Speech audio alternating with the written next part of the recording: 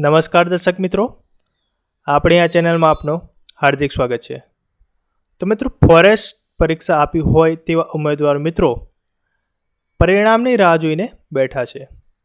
તો મિત્રો, પહેલાં જાહેર થયું હતું કે 23 તારીખે પરિણામ આવી જશે, પણ હવે જે સમાચાર આવ્યા છે તે પરથી લાગી રહ્યું છે કે 23 તારીખ એટલે કે આજે પરિણામ નહીં આવે, કારણ કે જે માહિતી આપણને આપી હતી 23 તારીખે પરિણામ આવશે, તે માહિતી આપનાર વ્યક્તિ જે દીપકભાઈ રાજાણી સાહેબ છે, તેમના દ્વારા આજે ટ્વીટ કરીને કહેવામાં આવ્યું છે કે 23 તારીખે પરિણામ નહીં આવે એટલે કે આજે પરિણામ નહીં આવે, તેનું કારણ પણ દર્શાવ્યું છે, તે આપણે અહીંયા જોઈશું।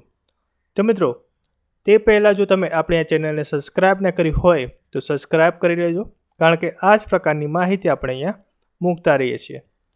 તો મિત્રો, સૌ પ્રથમ તો જોઈ લઈએ, દીપકભાઈ રાજાણી સાહેબે 16 તારીખે ટ્વીટ કરીને જણાવ્યું હતું કે બીટ ગાર્ડનું ફાઇનલ પરિણામ તારીખ 23 જુલાઈ સુધીમાં આવવાની સંભાવના છે।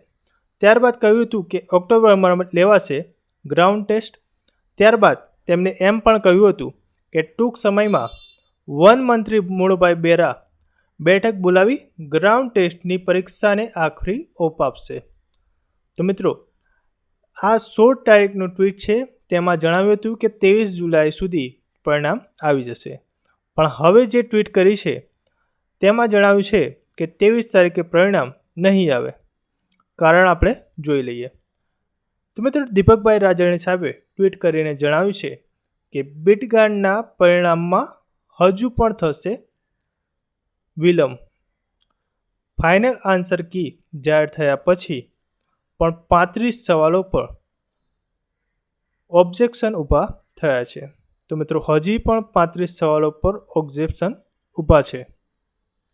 પરીક્ષા લેનાર કંપનીની ગોકળ ગાયની ગતિની માફક કામ કરવાની પદ્ધતિને કારણે પરિણામમાં સતત થઈ રહ્યો છે વિલંબ। સરકાર સુધી પણ થઈ છે રજૂઆત। તો મિત્રો, દીપકભાઈ રાજાણીએ કહ્યું છે કે 35 સવાલોમાં હજી પણ ઓબ્જેક્શન છે, એટલે સમજી શકાય કે 23 તારીખ એટલે કે આજે પણ પરિણામ નહીં આવે। તો મિત્રો, આવી જ માહિતી લેવા માટે આપણે આ ચેનલને સબસ્ક્રાઈબ કરી લેજો, કારણ કે આ જ પ્રકારની માહિતી આપણે અહીંયા મૂકતા રહીએ છીએ।